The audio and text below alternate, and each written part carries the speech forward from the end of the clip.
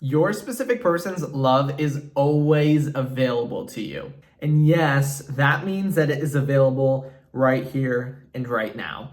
And we're going to get into that state today because the frequency at which we're entering into the state, so the frequency at which we are feeling as if we're already with our specific person. I know that sounds like a long sentence, but that's the most important thing when it comes to manifesting your specific person. And so we're going to use that to make massive, massive results because again, their love is always available to you. This illusion that your specific person is not sending you love, not sending you positivity is just that. It is an illusion. And so the more natural and the more habitual we're feeling into the end state, so again, that frequency, the easier, the faster, the more effortless the whole manifestation process is going to be. And I want you to think about it in this way. If you want to learn how to play the guitar, and I know you guys are loving my guitar metaphors. If you are trying to learn how to play the guitar, it's going to depend on the frequency at which you are practicing, right? Okay, we all agree with that. So the same thing is with everything in our reality because it really is just a state, the frequency at which we are feeling this love, okay?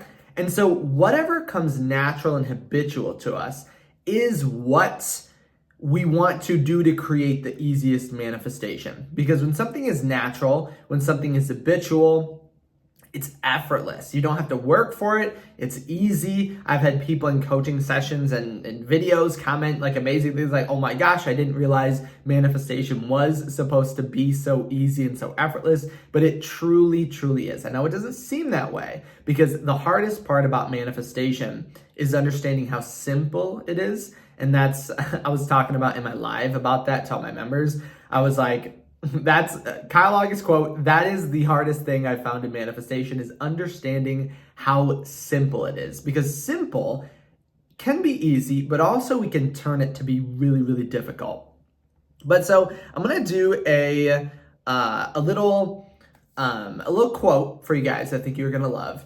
And it's from A Course in Miracles. And I'm going to dive into exactly what this means. It's kind of a long one. So get your seatbelts on because we're diving in. So it says, seek and ye shall find does not mean that you should seek blindly and desperately for something you would not recognize. Meaningful seeking is consciously undertaken, consciously organized, and consciously directed. The goal must be formulated clearly and kept in mind because whatever we are not changing, we are choosing. Okay? Anything we're not changing, we are choosing. And so what this means is we need to keep this consciousness, this understanding, this state of being within our mind. And I'm going to give you a really, really good way to think about this because if you're thinking, oh my gosh, that's cool, Kyle, you're giving us all this information, but how do I actually implement it? I'm going to tell you exactly how to do it. And I'm going to give you, hopefully, this aha moment that I've had with a lot of people after recognizing this. But we just need to remember the amount of times we're entering into the state is the most important. This is what Neville Goddard talked about in his lectures, and actually where I even pulled the term of this frequency. So frequency doesn't mean like tune or wavelength. It means amount of times. Okay. So if I asked you and you came up to me and maybe you're like, Kyle, my specific person manifestation isn't going the way I want. And let's switch that. Let's say you came to me and said, Kyle, I'm not learning guitar as fast as I want. And I ask you, okay, well, how many times did you practice over the last week, over the past month, over the past year? A lot of times we go, oh, well, a lot, right? Like, oh, I do that all the time. But when we really begin to look and just basically search for those times or look at our schedule and see how much time we actually put towards it, we realize we almost put absolutely nothing into it. We're almost not doing it at all. And that's what we need to think about when we're manifesting. A lot of the times we think, oh yeah, I'm in the state all the time. But then we look over today or the past week or the past month And we realized that we have only done it a couple times and a majority of it was in a different state. So this is what I want you to do right here and right now in order to kind of alter this. So I want you to ask yourself, for today, if today's almost over or after today, think of yesterday or last week or the month. I want you to do these each as an interval. So for yesterday, how often were you in a state or feeling of being single? Okay? I want you to look at that number. And then I want you to look at how often and how much were you in a state of being in a relationship? Okay?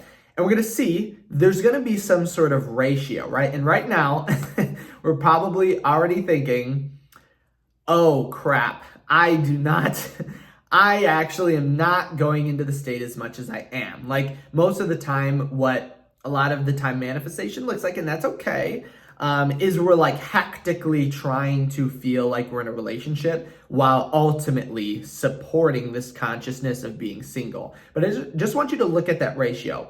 How often are we feeling single? So like searching for, changing, trying to alter our reality. And how much are we in this relationship? Okay, that ratio is going to tell you what we are going to begin creating. And as soon as the ratio to relationship is massively higher, that's the level of change. It's going to be proportionate to this ratio. Okay, so first feeling single, if we're like just barely feeling in a relationship over being single, and hopefully my hands don't look weird, then it's going to, maybe this is better, okay? If we're in a ratio slightly higher than being single or in a relationship, it's gonna happen to change, but it might take a little bit of time in order to have this encounter. And you can go 0 to 100 really, really quickly.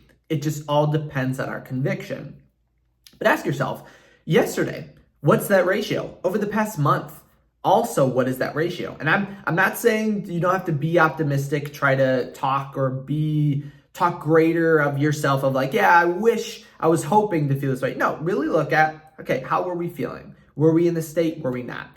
And that's going to tell you everything you need to know, because it's going to have this really aha moment of, oh, I'm actually not practicing guitar as much as I thought. I'm actually not getting into the state as much as I thought I was, because a majority of my thoughts were of something less than positive, being single, my specific person desire me, things like that. And so always remember, and this is a Neville Goddard kind of quote, a play on a Neville Goddard quote, we are always resurrecting that which we are conscious of being. And when you naturally, automatically, easily are acting as someone who is in your end state, you're going to see that happen. And I have a couple successes, as always, that I have for you guys today. Hopefully these successes are really empowering, knowing that you can do it, because hopefully these successes are supposed to be proving these ideas that they can happen. Because a lot of times, and it's crazy, every time someone kind of looks at these, every time I've seen someone achieve these manifestations, and it happens